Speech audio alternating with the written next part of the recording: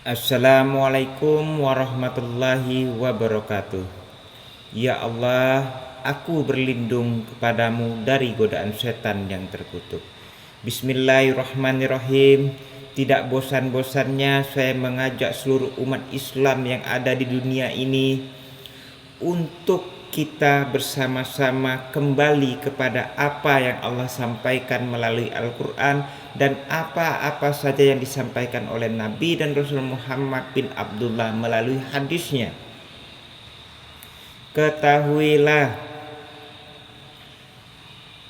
arti dari jika kau kenal dirimu maka kau kenal Tuhanmu. Ini adalah ijma dari para ulama. Jika kau kenal dirimu maka kau kenal Tuhanmu. Artinya apa? Diri yang sadar diri. Diri yang menyadari bahwa dirimu adalah ciptaan Allah. Diri yang sadar diri, apapun yang ada di dalam dirimu, baik itu zahir maupun batinmu, yang tampak maupun yang tidak tampak di dalam dirimu, ruh maupun jasadmu, kolbumu, rasamu, kulitmu, dagingmu, dan semua yang ada di dalam dirimu adalah makhluk ciptaan Allah yang paling sempurna yang bernama manusia. Dan sepantasnya lah dan seyogyanya lah kalian sebagai ciptaan melaksanakan apa yang Allah perintahkan, yaitu yang menciptakan dirimu. Berarti kurang lebih seperti ini. Jika kau kenal dirimu maka kau kenal Tuhanmu. Jika Tuhanmu Allah, ya berarti yang menciptakan dirimu dan menciptakan langit bumi yaitu Allah. Tapi jika yang menciptakan langit dan bumi beserta dirimu adalah Nur Muhammad, berarti Tuhanmu Nur Muhammad, bukan Allah. Jadi kenali dirimu agar kau kenal siapa Tuhanmu. Siapakah yang menciptakan dirimu? Kalau yang menciptakan dirimu Nur Muhammad, berarti Tuhanmu Nur Muhammad, bukan lagi Allah. Tuhanmu setara dengan makhluk.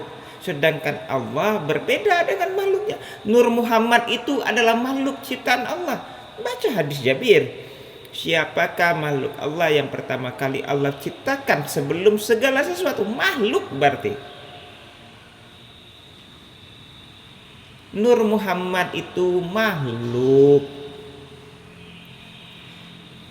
Silakan kalian lihat video saya yang terdahulu tentang apa yang dimaksud dengan Nur Muhammad berdasarkan Al-Quran. Apa yang dimaksud dengan Islam berdasarkan dengan Al-Quran.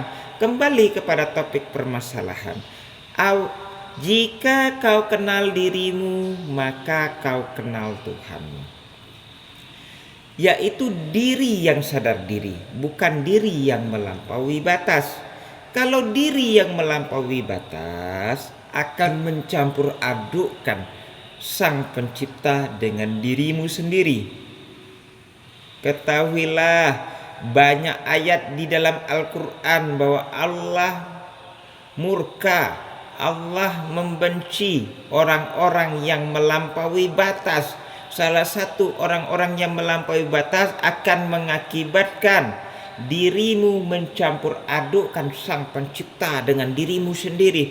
Hembusan Tuhanmu ada pada dirimu, kemudian zat Tuhanmu ada pada dirimu. Tuhanmu berada dalam kolbumu, 20 sifat Allah ada pada dirimu. Sehingga sadar atau tidak sadar kalian menyetarakan dirimu dengan Tuhan. Dan sadar atau tidak sadar kamu telah mengaku menjadi Tuhan. Sadar atau tidak sadar dirimu telah menjadi Dajjal dan Fir'aun selanjutnya. Hati-hati untuk mengenal diri agar kau kenal Tuhanmu. Kalian mengenal diri bukan berarti Tuhanmu berada dalam dirimu. Keliru besar, karena dirimu adalah makhluk ciptaan Allah dan Allah berbeda dari makhluknya. Allah itu tidak terbatas tempat, ruang, dan waktu. Sedangkan dirimu kecil, dirimu masih terbatas tempat, ruang, dan waktu. Berarti paham kalian keliru. Ketahuilah, tipu daya mursyid wahdatul wujud itu amatlah sangat lemah. Apabila kita kembalikan berdasarkan apa yang Allah sampaikan melalui Al-Quran dan apa yang dijelaskan oleh Nabi dan Rasul Muhammad bin Abdullah melalui hadisnya. Contoh, di dalam 172 Al-Hijr 29, setelah disempurnakan jasadnya Adam, Allah apa? Min ruhi itu, bahwa ruh itu dari Allah melalui proses ditiupkan. Min ruhi itu ruh dari Allah, bukan ruh bagian dari Tuhanmu atau ruh Tuhanmu diberikan kepadamu. Tuhanmu nggak punya ruh lagi berarti, atau Tuhanmu punya ruh dibagi-bagi kepada manusia, berarti ruhnya jadi berkurang. Min ruhi itu ruh dari Allah. Segala sesuatu yang dari Allah disebut dengan bergantung kepada Allah. Segala sesuatu yang bergantung kepada Allah disebut dengan makhluk, karena kepada Allah lah bergantung kepada segala sesuatu. Dijelaskan di dalam hadis Nabi dan Rasul Muhammad bahwa Allah mengutus malaikat untuk meniupkan ruh ke dalam kandungan ibumu di saat umur kandungan ibumu 120 hari. Berarti ada malaikat yang meniupkan ruh, bukan hembusan Tuhanmu. Bukan Tuhanmu memiliki kerjaan menghembuskan setiap detik dan setiap waktu. Berarti Tuhanmu bukan maha kuasa, sedangkan Allah maha berkuasa, Allah maha berkehendak. Allah mengutus malaikat. Berarti kalau Tuhanmu adalah ruh, bagian Tuhanmu adalah ruh, berarti malaikat yang meniupkan ruh lebih hebat dong. Masa Tuhanmu kalah sama malaikat? Kan logikanya nggak masuk akal. Pakai akal dan pikiranmu. Sudah dijelaskan bahwa Allah berbeda dari makhluknya. Bumi dan langit beserta dirimu dan apapun yang ada dalam bumi dan langit dan apapun yang ada pada dalam dirimu adalah makhluk ciptaan Allah. Allah berbeda dari makhluknya. Udah jelas.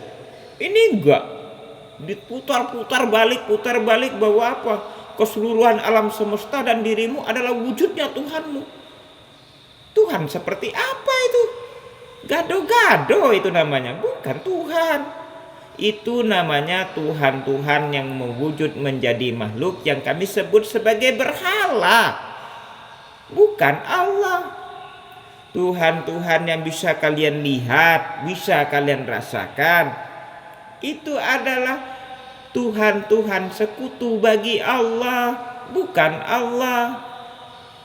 Jadi mengenal diri jangan sampai melampaui batas. Mengenal diri itu harus sadar dan ikhlas bahwa dirimu, apapun yang ada di dalam dirimu adalah makhluk ciptaan Allah yang paling sempurna, yang bernama manusia, yang terdiri dari ruh dan jasad, zahir maupun batin, kolbu, rasa, dan apapun yang ada di dalam dirimu termasuk ciptaan Allah, bukan ciptaan Nur Muhammad. Jika ciptaan Nur Muhammad berarti Tuhanmu bercabang menjadi Nur Muhammad, karena dijelaskan di dalam Al-Quran, sembahlah Tuhannya langit dan bumi yang telah menciptakannya dan menciptakan dirimu. Itulah arti dari syahadatmu bagi orang-orang yang bersyahadat. Jika Tuhanmu Allah, berarti Allah yang menciptakan langit dan bumi dan menciptakan dirimu. Jika Tuhanmu Nur Muhammad, berarti